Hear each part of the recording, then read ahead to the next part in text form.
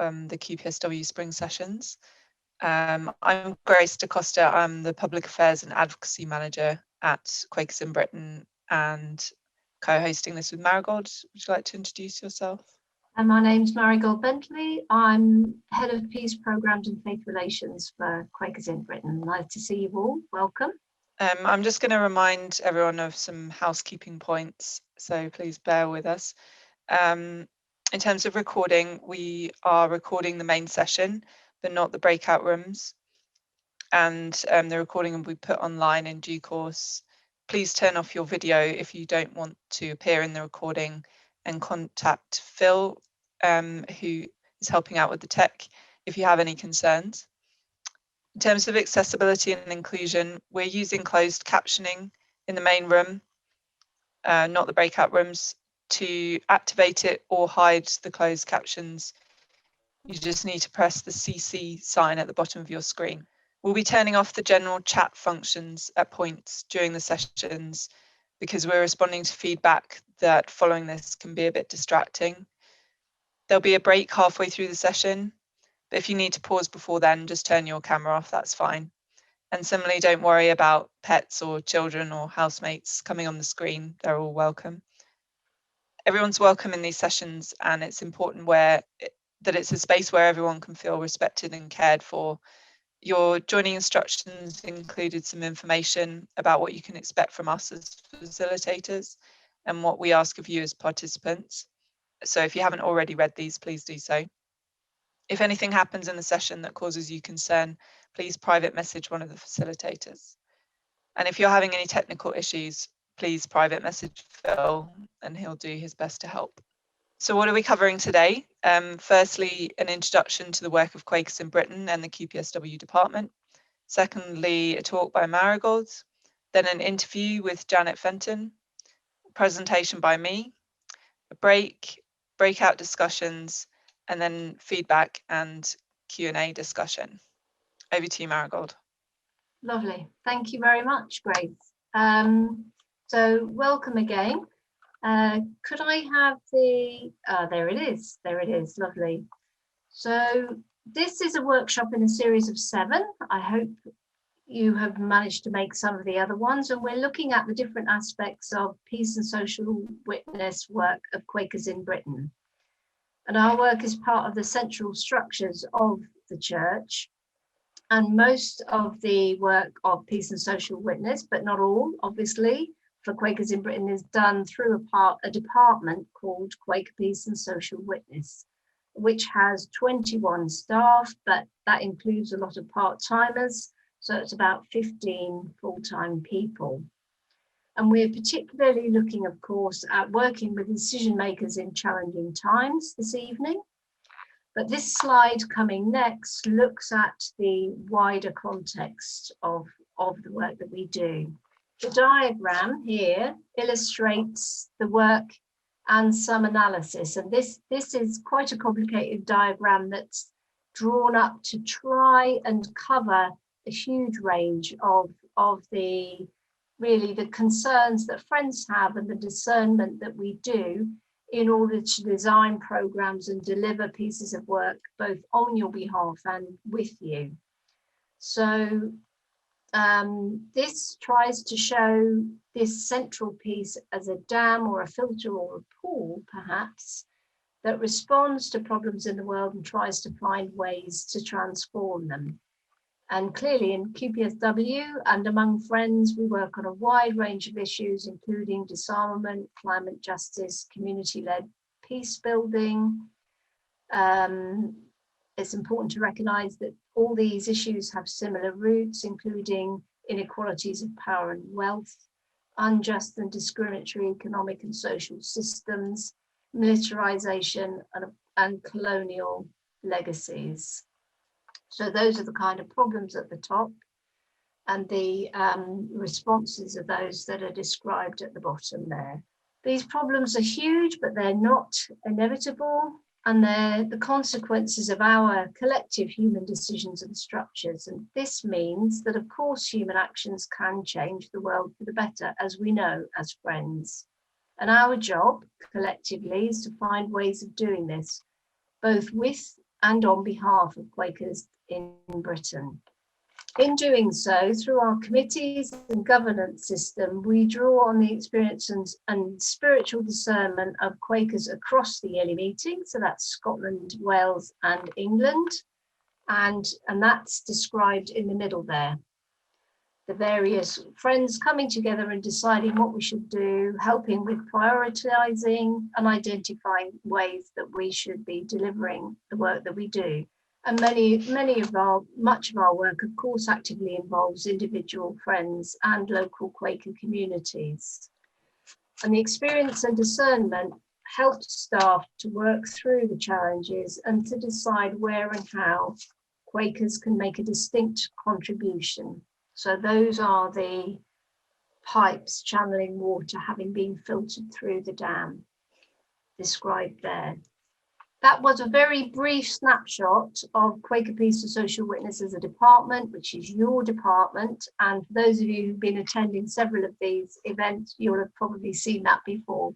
So this evening, we're focusing then on working with decision makers in challenging times. And I want to give a little bit of a context to this, particularly because we're very blessed as a small faith community to have a long history of social change, both in terms of policy and international law and international legislation, which is progressive and forward thinking.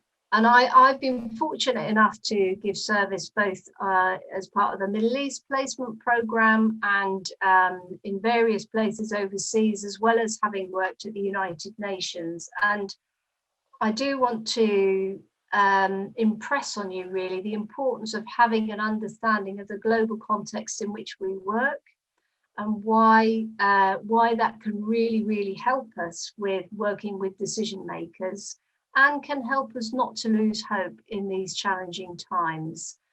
One of the huge benefits of having international law and principles and having an understanding of the global system is that it is based on cooperation and not competition. And it is based on the assumption that we're all working to make the world a better place together, and that shared knowledge and shared experience helps us to make positive progress. And when I say us, I mean humanity. I don't only mean Quakers. We don't only do what we do for you and me, we do it for everyone. So if I want to make what can seem a very remote concept really live and relevant for you today. So I thought I'd use the example of COVID and how COVID was related to through the international community as an example of how important it really is. So we know that the International Health Regulation of 2003, I should have put my glasses on, 2005, was agreed by 194 member states of the World Health Organization after the SARS outbreak in 2002. And it placed a legal obligation on all those states members, 194, to urgently report to the WHO any event which may constitute a public health emergency of international concern. And the outbreaks of 4 named critical diseases have to be reported in all circumstances. And they were, at that time, smallpox, poliomyelitis, wild-type poliovirus, that's what that is, human influenza caused by new subtype, and severe acute respiratory syndrome, SARS.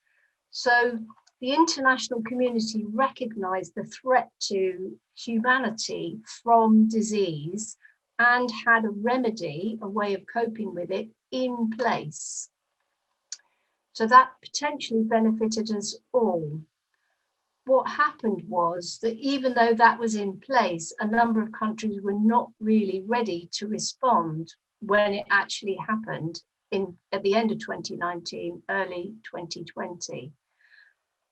So we can look at that not necessarily as an example of failure, but an example of the very best of intention coming together, designing something, identifying possibilities, and then obviously identifying where they've gone wrong. And then we will have after this pandemic renewed effort so that that doesn't happen again.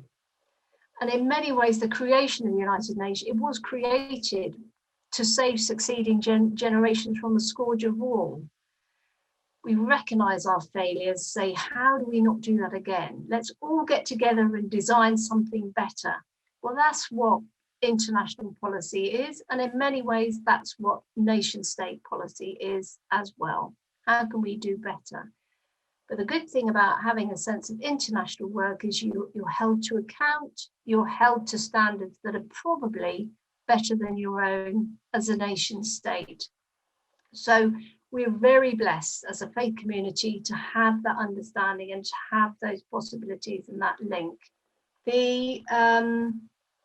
And I do think that the focus that we have on looking at what benefits everybody, humanity across the piece, not just us, is a really, really important thing to remember.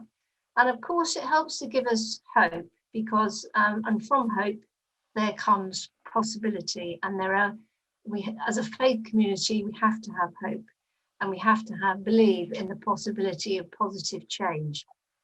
So this evening, we're of course looking at examples of actual positive change. So I'm delighted to welcome Janet Fenton. Janet, do you want to just wave? Because we've all got a set of pictures before us, and it's good to be able to see who's who. So Janet is, I'm just going to read briefly, Janet, your bio. Janet's a Scottish transnationalist feminist Quaker, active in Scottish CND and Northern Friends Peace Board. I think we've got Philip Austin with us here this evening as well, who's the coordinator for Northern Friends Peace Board, so do spot him. A very important Quaker setup. Janet's background is theatre and community arts, and she believes that creative visioning is essential for peace.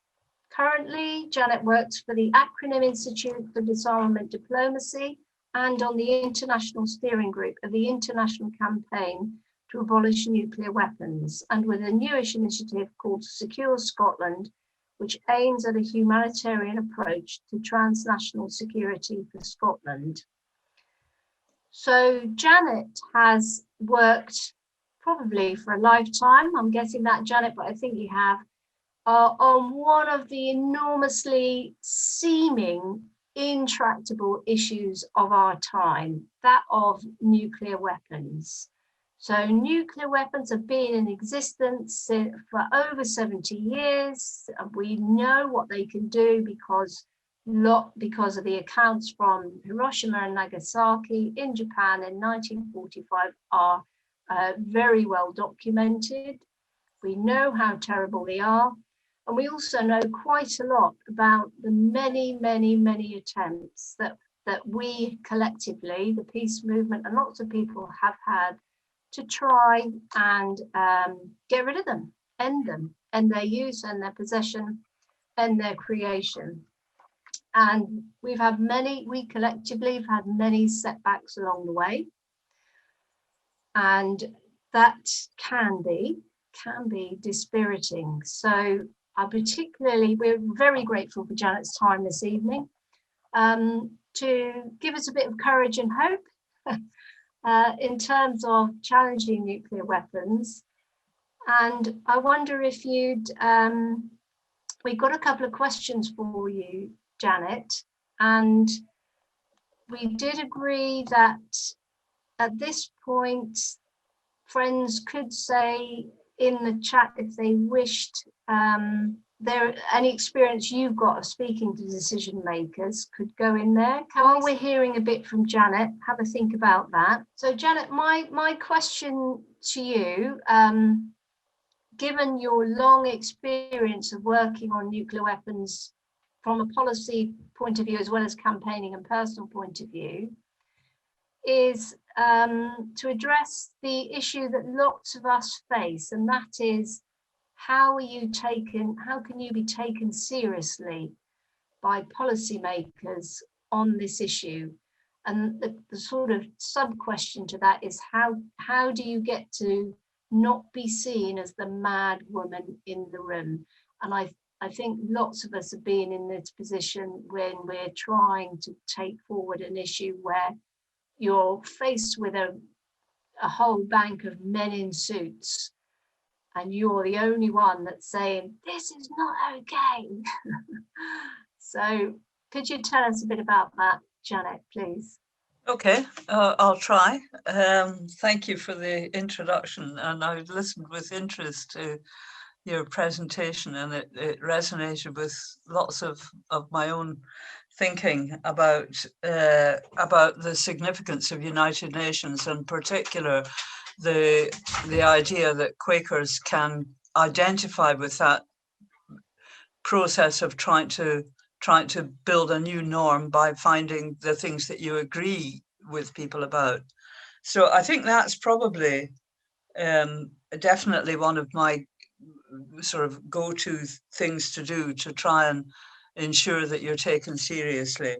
So, I mean, I always think if you manage to get the meeting or get the conversation, I think I have a kind of little rule of 4, which is to say thank you to the person that you're speaking to for something that they've done, which kind of leads on to thing 2, which is to show that you know something about them. And I think that helps to dispel the mad woman in the room. If you can say a little bit about something you know that they've done that you think is valuable, and that you know something about them. And I think it's also very important that you have a very specific ask, whether it's for a piece of information or for an opinion or for them to actually do something. But you need to have that ask very, very, very tight and tied down, because then they have to take you seriously if you do that, and that you offer them some kind of takeaway, whether that's a new piece of information that you think they may not be aware of, or whether that's a whole written briefing or a leaflet, or showing them a film, or it depends entirely on the situation. But I think that sticking with those 4 things can really help to make sure that you're taken seriously.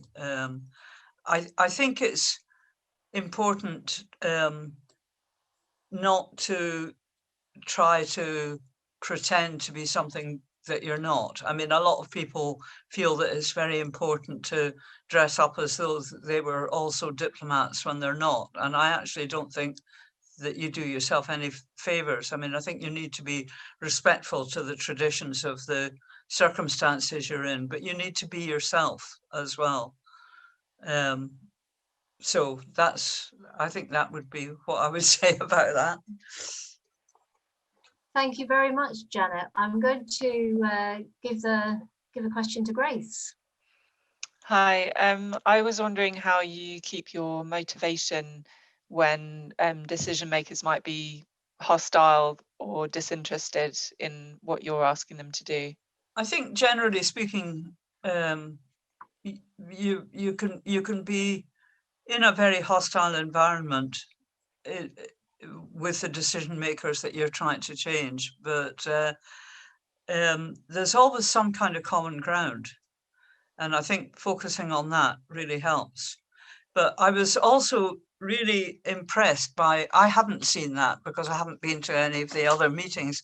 I hadn't seen the chart that you showed at the beginning of the meeting, and although my issue is nuclear disarmament, and I've become more and more involved in that campaign as my life has gone on, but it's also made me very, very aware of how connected to everything else nuclear disarmament is. So although I am campaigning on nuclear disarmament, I'm also campaigning for climate change, because they're inextricably connected.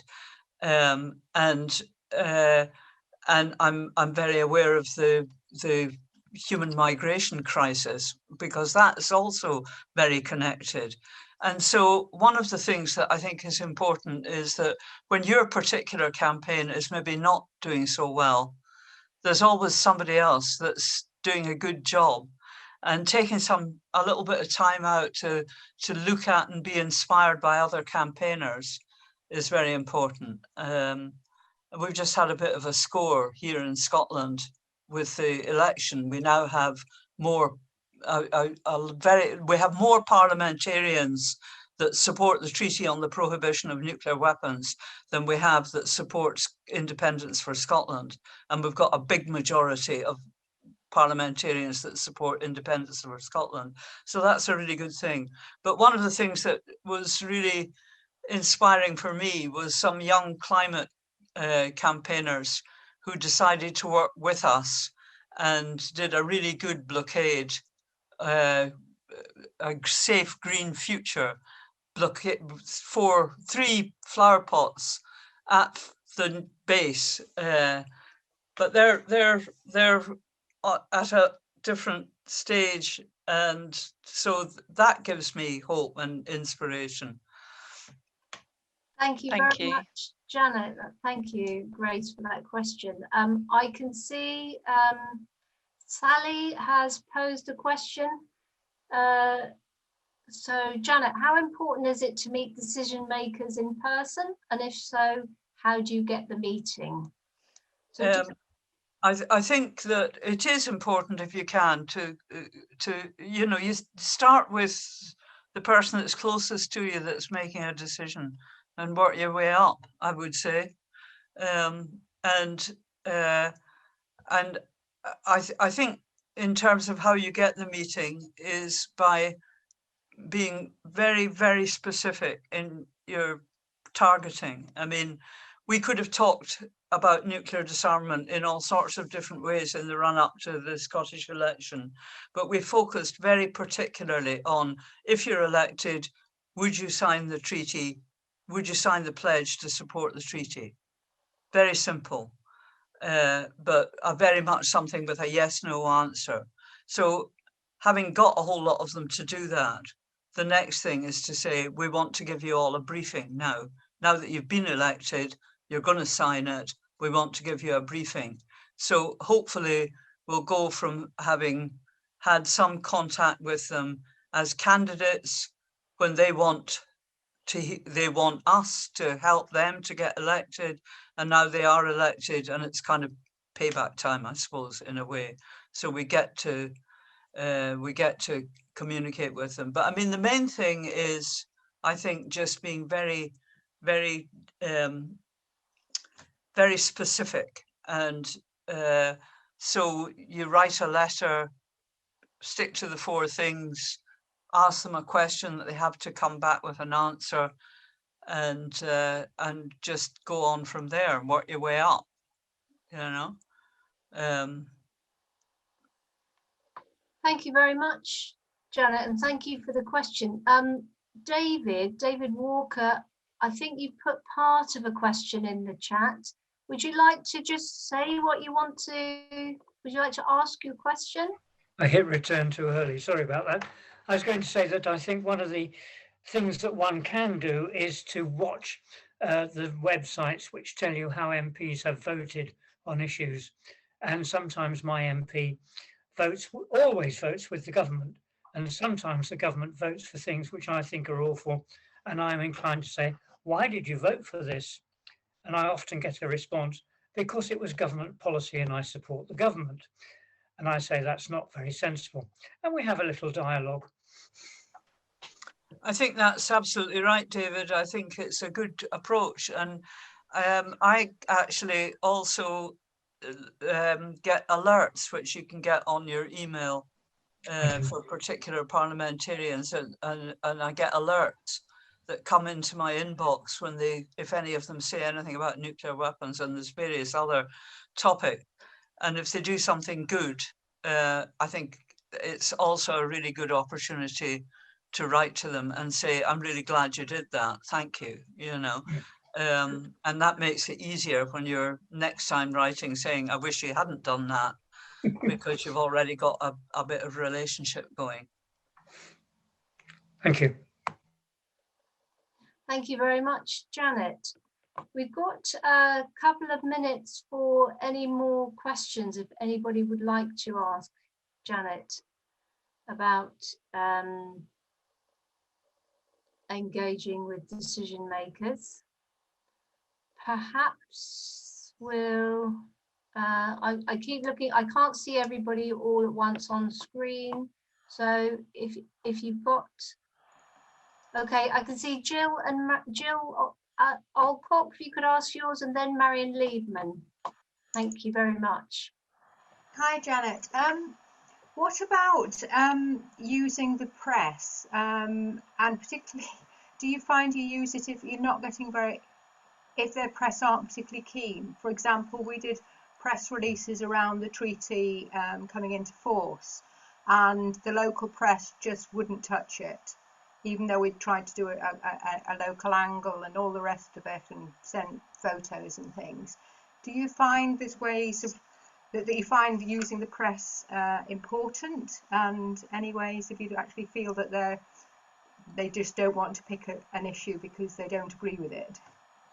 It's hugely difficult, yes, because that does happen. And I mean, I was very irritated all the way through the Scottish election that the fact that I've just given you about the position of the candidates, nuclear weapons weren't mentioned at all by the media. And what you know, how you deal with that is just to try and keep going and keep going. Fortunately, there is now there are alternatives through social media networks and alternative media outlets that we can use. I think having somebody that can write good copy is important. And the other thing that I think is important is to try and build a relationship with a publication over a period. If you keep sending them something, when the time comes that they do want to know about your issue, it's you they'll come to if they've kept getting things from you on a regular basis. So I think that helps a bit, and to try not to get disheartened about it. Get a website and try and put it out yourself, and try and encourage your friends and people that you know that have a big following to tweet or Facebook out your stuff and try and get it out in that way. But on local media, I mean, I do know that it's very often much easier to get things into very small community newspapers or faith-based publications, and particularly if you can give them something that is a press release, but that you can also give them something that is a ready written article, and they're more likely to put that in. And it's very much worth doing that, because that actually affects the algorithms that the mainstream media pick up on. If there's a whole lot of small things coming out around the country, they're more likely to cover it. Thank you, Janet. And I know we've got our media person, Anne van Staveren. Anne, do you have, Marion, I haven't forgotten that your question is next, but Anne, do you have anything to add about engaging with the media? Maybe. Thank you. I think Janet is absolutely right to build a relationship with a journalist and with a newspaper. And, you know, if you keep landing stuff on their desk, one day they're going to say, who was that woman who told us about, you know, and get into the columns that way. And of course, Marigold, you have done so many interviews over the years. Mhm. Faith Press and for Premier Radio and all these sort of places. It's all great practice, and I would encourage you to do it if there's a particular situation or a campaign or a press release you want advice over. Do call me in Friend's House and I might be able to help. Thank you, Anne. Yes, that's an important point. So Anne Van Staveren, make sure you've got her contact details. If you do want to engage with the local press on an issue, you can get help from Anne. Marion, we'll take your question and that'll be the last one, because then we're going to hear from Grace about some very practical things that she's done. I haven't done as much as I should, but I've occasionally written to various figures in government about various issues. And I'm always disappointed when I get one of these bland letters back, and I don't know what to do with them. Kind of saying, you know, you raised some important points, this is what the government is doing. And then as like as not, it's completely irrelevant and off the point. And so I just wondered how people dealt with that. I think there's different things you can do. I mean, you can enter into lengthy correspondence by picking them up on points within it, and that can be quite fun actually if you see it as a particular sort of challenge. Sometimes it's better not to do that because you're just going to annoy them, and it's not going to take you any further.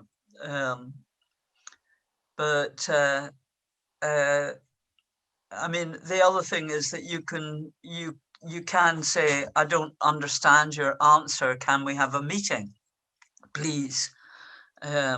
Is quite a good way of responding to those kind of letters.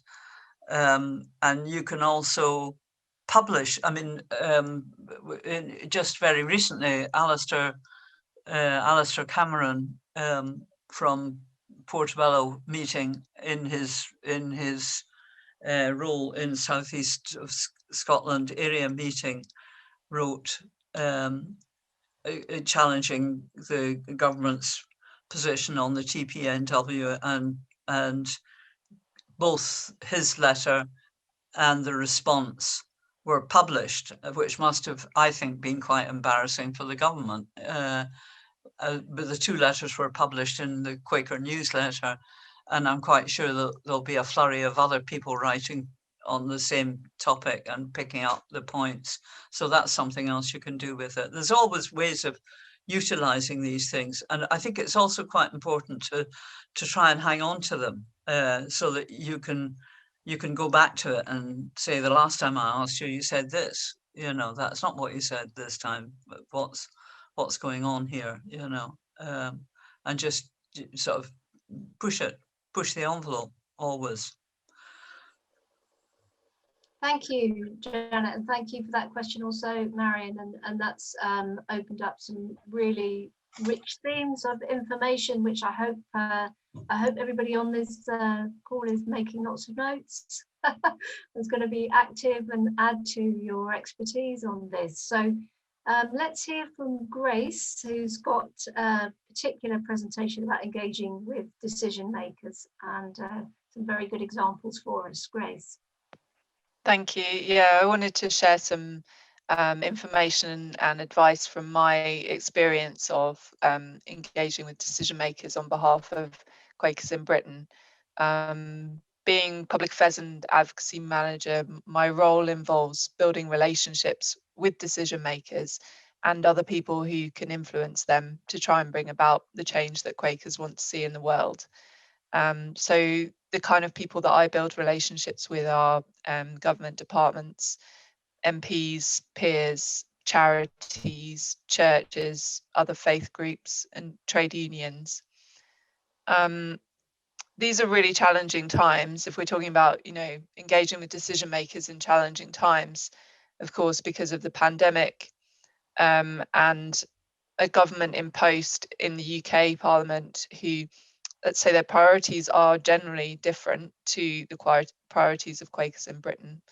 And many of the issues we work on are really challenging in the sense that they're really deep-rooted problems that can only be addressed through structural change. I try to remember that these are also challenging times for and issues for the decision makers themselves, and to show them compassion and empathy as I engage with them.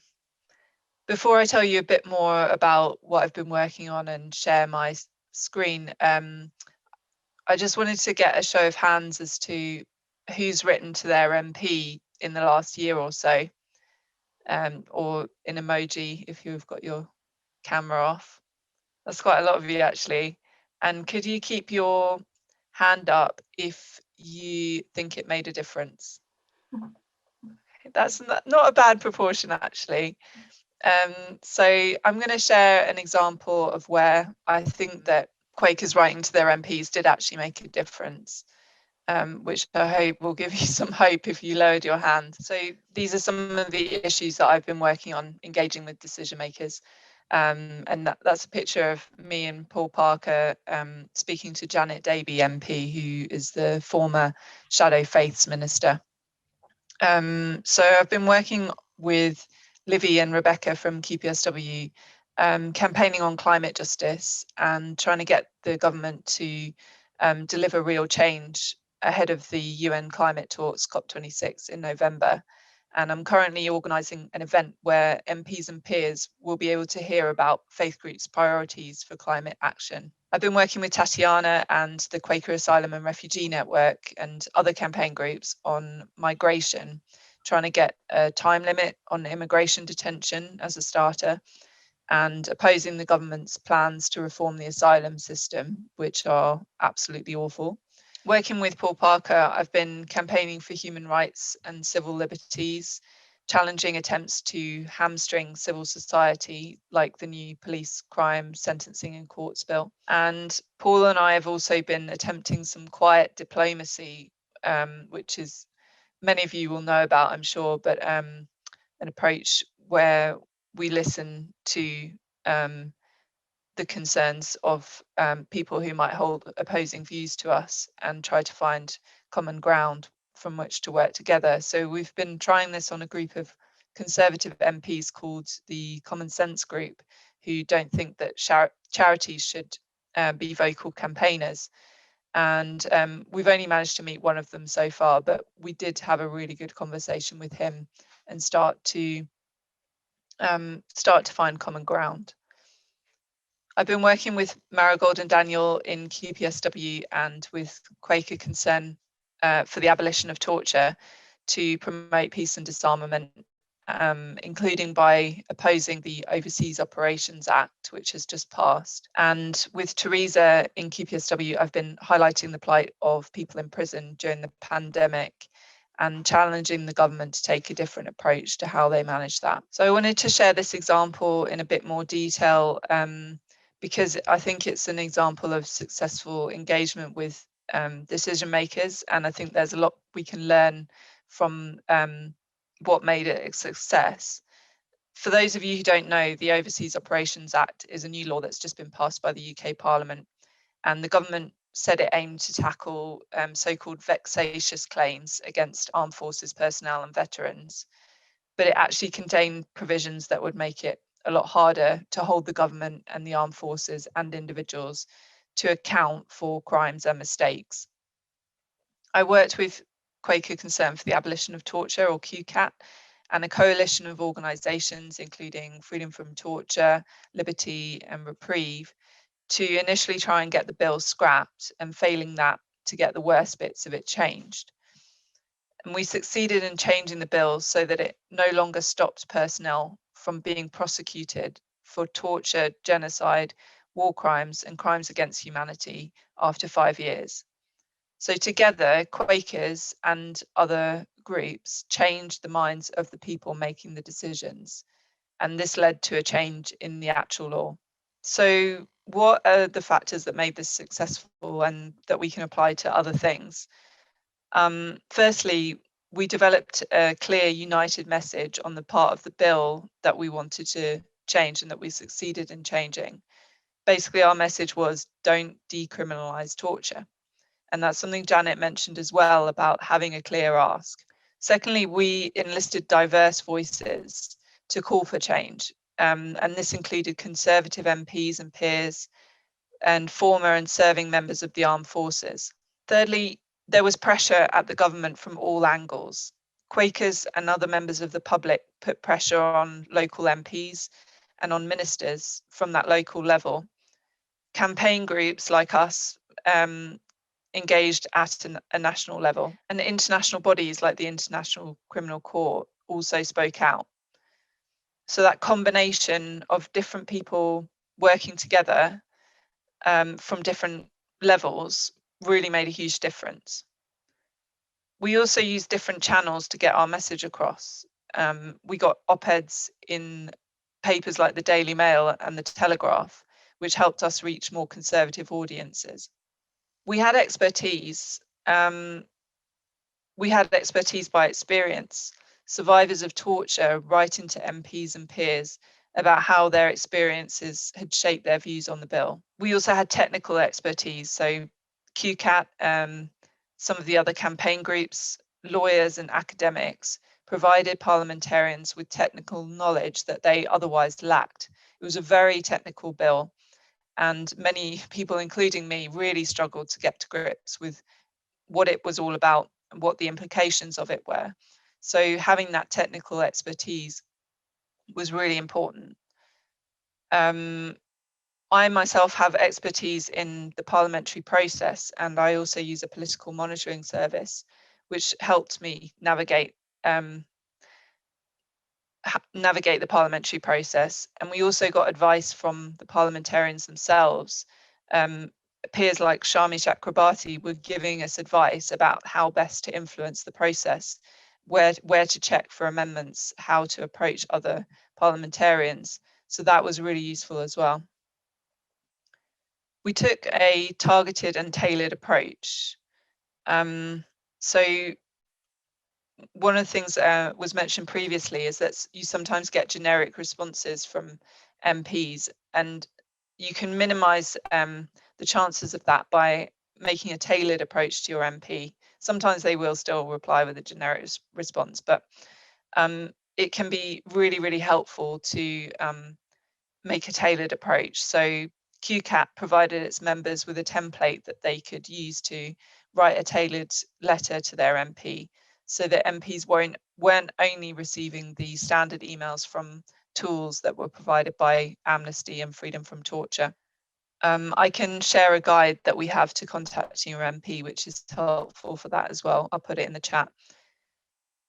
We also tailored the briefings that we were providing at a national level to MPs and peers according to whether we knew them, what we knew their interests were, what party they were from, what they'd done on the bill before. And each campaign group engaged with the MPs and peers that they had the best relationship with. For example, we engaged with the bishops through their staff at the Church of England.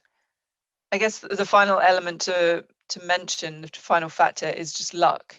There was a change of minister during the process, and the new minister that came in, whether it was their personal opinion or just they realized the prevailing wind was against them, but they did take a different approach. And also the final decision on our amendment was coming at a time when the government, the parliamentary session was running out, and the government either had to give in or risk losing the whole bill. So they weren't prepared to do that. So I hope that's helpful in sharing some of the principles in engaging with decision makers in challenging times. Thank you very much, Grace. That's such a good example and so contemporary and relevant. Very hopeful for us all. The plan is to go into breakout groups, and the questions we're going to look at. The two things we're asking you to focus on in your breakout rooms are: what are the most important principles of engaging effectively with decision makers? And what practical steps can Quakers take to engage with decision makers from now on? So what we want at the end of this session, please, is for each group to feedback, one principle and one practical next step. Oh, thank you very much, Phil. I hope everybody can see those questions now. Welcome back, friends. Welcome back from your subgroup discussion groups. Lovely to see you. Everyone. So really looking forward to hearing what you discussed. So I'm going to ask each group to report back their one top principle for engaging with decision makers and one practical step that Quakers can take to engage with decision makers from now on.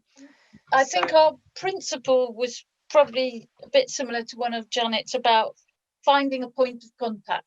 So knowing enough about the decision maker to find something that might be a way through to persuade them to come on board. I had an example that our very conservative MP might possibly be sympathetic to things around safe routes for children, but you know, who knows.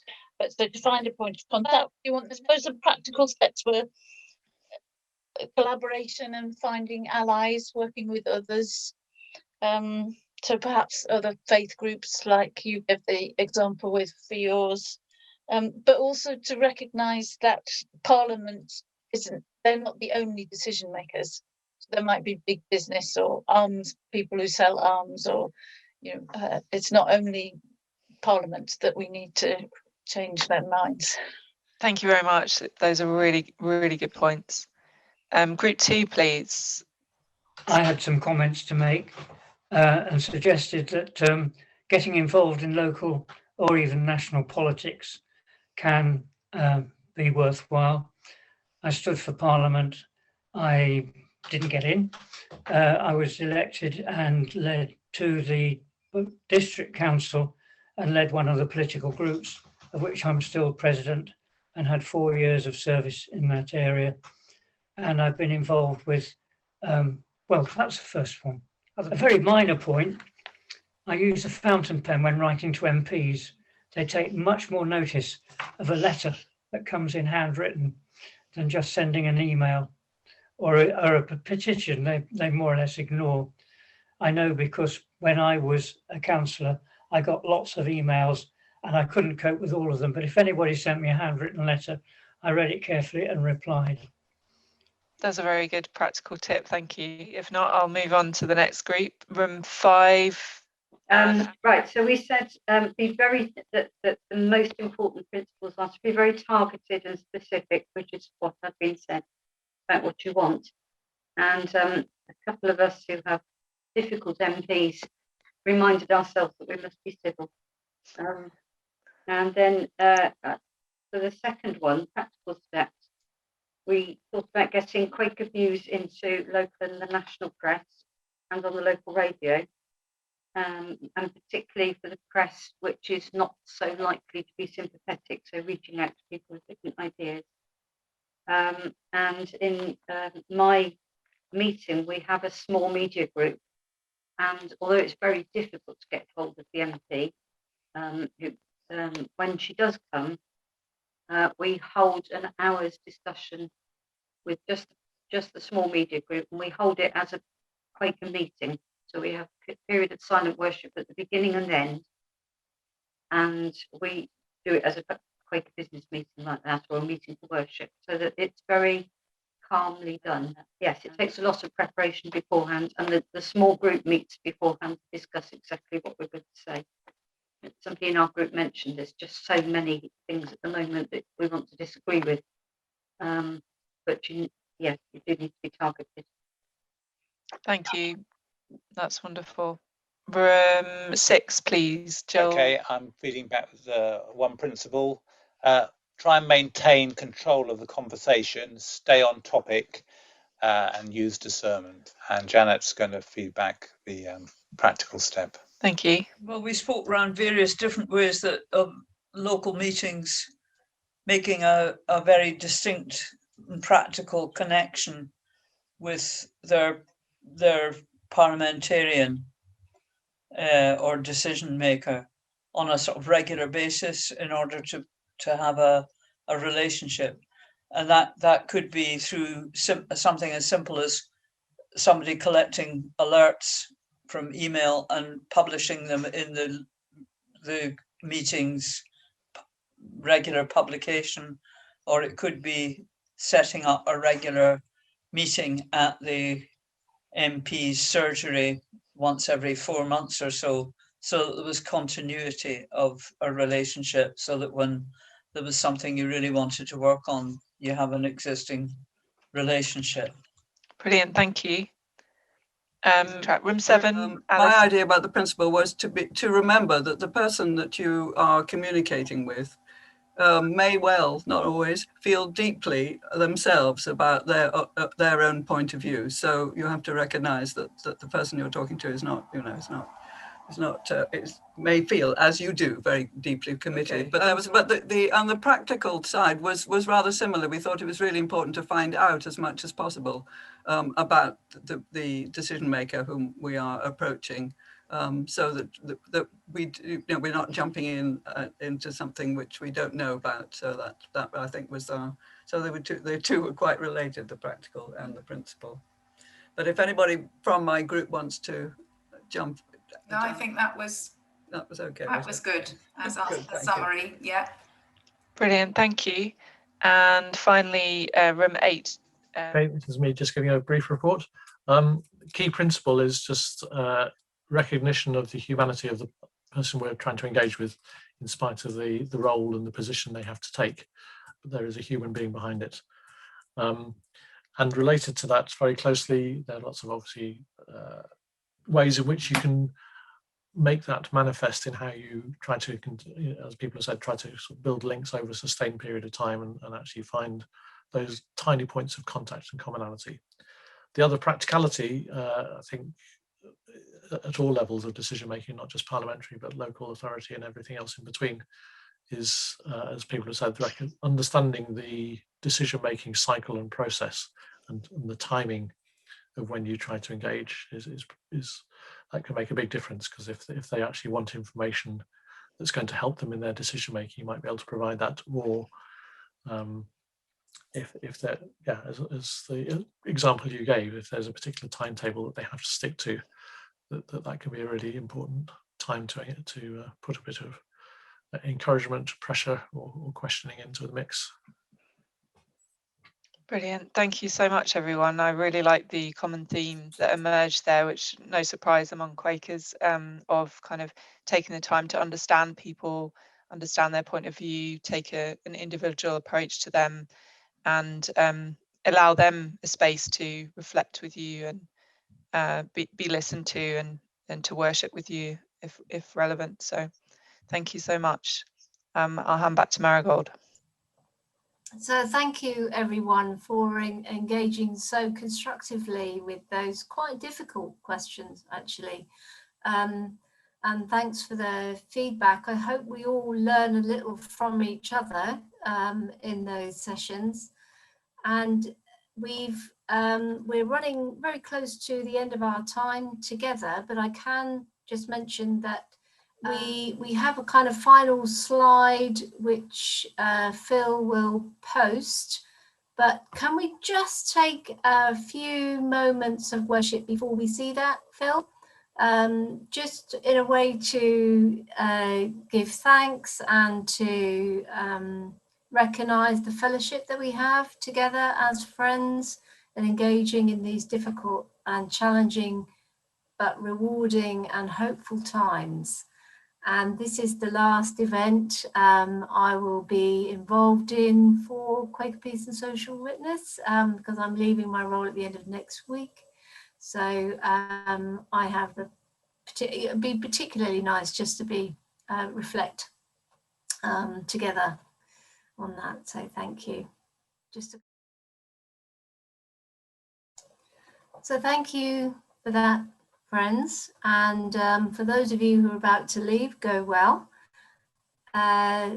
Just to remind you then, you can get monthly updates about QPSW, the Faith in Action newsletter. You can follow British Quakers on Twitter. You can go to your meeting on Sunday or any other day and tell friends locally what you've learned through this webinar. You can donate. and you can offer service. And of course, you can always access the Toolkit for Action, which is online, if you want to run a workshop like this yourself, using the information that you've gained locally. So thank you very much, friends.